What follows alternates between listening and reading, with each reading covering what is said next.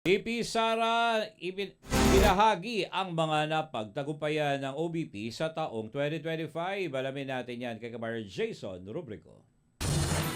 Ibinahagi ni Vice President Sara Duterte sa isang video message ang mga nagawa at napagtagumpayan ng Office of the Vice President sa buong taon ng 2025. Una na rito ang kanilang medical at burial assistance. Sa kabila ng pagkawala ng pondo, nakapagbigay ang OVP ng tulong sa 4,643 na Pilipinong may karamdaman at nakapagpaabot ng burial assistance sa 1,377 beneficiaries. Hindi kami pumayag na maging dahilan ang kakulangan ng budget para maputol ang serbisyo. Sa halip, nakipagtulungan kami sa ibang ahensya ng gobyerno at nagtagumpay na makakuha ng alternatibong pondo. Ito ang pruweba na kung may puso at paninindigan para maglingkod, laging may paraan para tulungan ang ating mga kababayan. Umabot naman sa 73,054 na pamilyang naapektuhan ng kalamidad ang natulungan ng kanilang disaster relief program.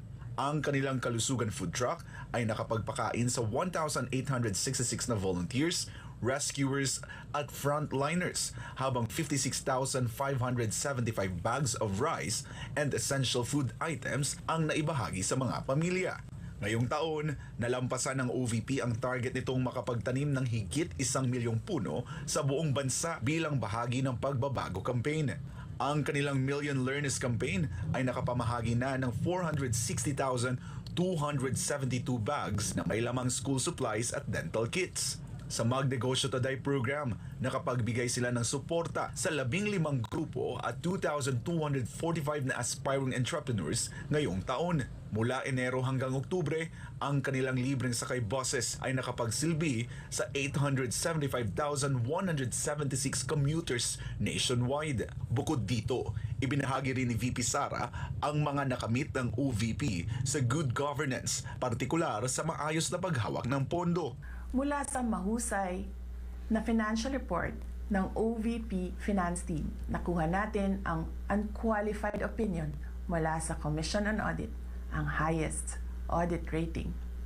Ito ay malinaw na indikasyon ng ating transparency at fiscal integrity. Kasabay nito, iginit ni VP Sara na hindi sila titigil sa paglaban sa mga sakim at abusadong opisyal ng gobyerno.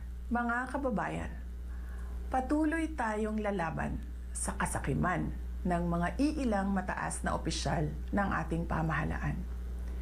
Patuloy namin na ipapakita sa inyo na ang tanggapan ng pangalawang Pangulo ay mahalaga sa amin ang pagkakaroon ng plano, mahusay na implementasyon ng proyekto, paglaban sa korupsyon at tapang at malasakit para magkaroon ng kapayapaan at kaunlaran sa ating bayan. Sa huli, hinikayat ng Vice Presidente ang publiko na manatiling matatag sa gitna ng mga krisis at patuloy na maging mapagmahal sa bayan. Para sa Diyos at sa Pilipinas kong mahal, ako si Jason Rubrico, SMNOI News.